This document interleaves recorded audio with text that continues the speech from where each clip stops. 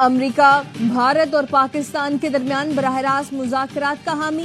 امریکی وزیر خارجہ مارکو روبیو کہتے ہیں امریکہ پاکستان اور بھارت میں روابط بہتر بنانے کی مسلسل کوششوں کی حوصلہ افزائی کرتا ہے۔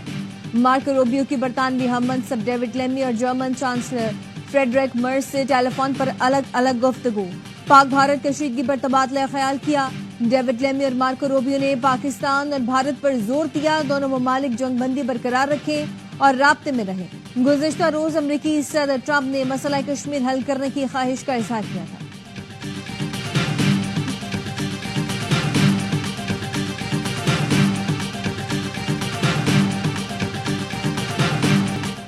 پاکستان سٹاک مارکیٹ میں تاریخی اضافہ، 100 انڈیکس کی 9,587 پوائنٹس اضافے کے ساتھ 1,16,761 پوائنٹس پر ٹریڈنگ، 9,900 پوائنٹس اضافے کے ساتھ کاروبار کا آغاز ہوا۔ 10 منٹ میں ہی مارکیٹ میں تاریخی اضافہ دیکھا گیا، کاروبار کو 1 گھنٹے کے لیے روکا گیا۔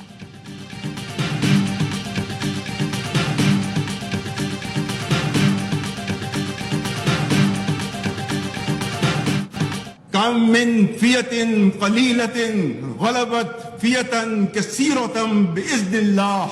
If this great Pakistani nation and the Pakistani armed forces, if 1.3 million Indian army with all their wherewithal, if they cannot intimidate us and they cannot coerce us, operation بنیان و مرصوص، بھارت کو منہ توڑ جواب۔ الحمدللہ افواج پاکستان نے جو کہا وہ کر دکھایا۔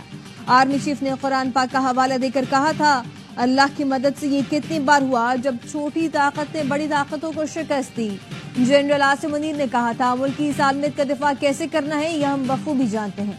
13 لاکھ بھارتی فوج تمام تر ہتھیاروں سے ہمیں ڈرا اور دھمکا نہیں سکتی، ہم اپنے ملک کی حفاظت کرنا جانتے ہیں۔ D G I S P R نے کہا تھا ہم بھارت کے مکاری اور جارحیت سے مرعوب ہونے والی قوم نہیں۔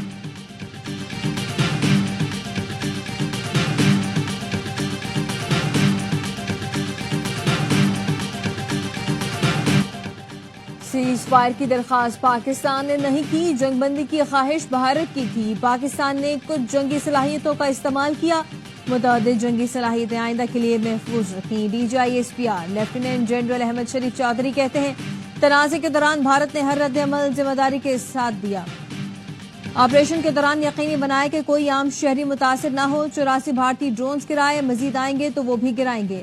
افواج پاکستان ایل او سی پر سیز فائر کی خلاف ورزی نہیں کر رہی، کوئی بھارتی پائلٹ پاکستان کی حراست میں نہیں۔ مسئلہ کشمیر کے مرکزی تنازع کے حل تک پاکستان اور بھارت میں امن نہیں آ سکتا۔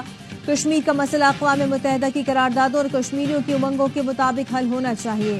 پاکستان اور بھارت ایٹمی طاقتیں ہیں، دونوں کے درمیان جنگ حماقت ہوگی۔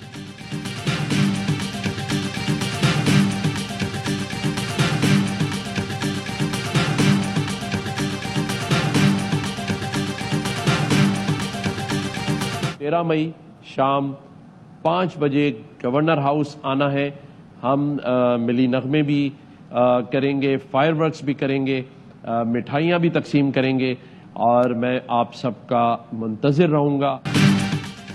گورنر ہاؤس میں کل افواج پاکستان سے اظہار تشکر کا جشن منایا جائے گا۔ گورنر سندھ کامران ٹیسوری کہتے ہیں ہم پاکستان کو بچانے اور بھارت کو ذلت سے دوچار کرنے کا جشن منائیں گے۔ بھارت کو گھٹنے ٹیکنے پر مجبور کرنے والی افواج ہمارے سر کا تاج ہیں۔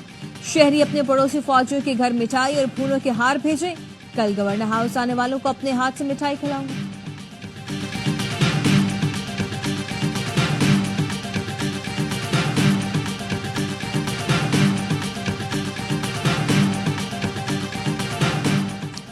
بارہ مئی کو کراچی کے عوام نے آئین کی خاطر بڑی قربانی دی۔ شہداء کا جرم یہ تھا کہ وہ تاریخ کے صحیح رخ یعنی آئین، عدلیہ اور جمہوریت کے ساتھ کھڑے تھے۔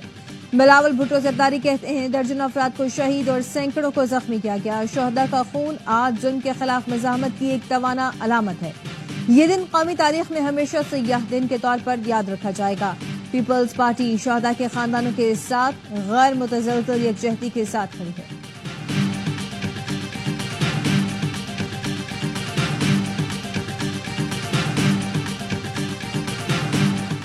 کراچی پورٹ قاسم موڑ پر 2 گروپوں میں فائرنگ سے 3 افراد ہلاک 2 زخمی۔ ٹریفک پولیس نے فائرنگ کرنے والے ملزم کو پکڑ کر پولیس کے حوالے کر دیا۔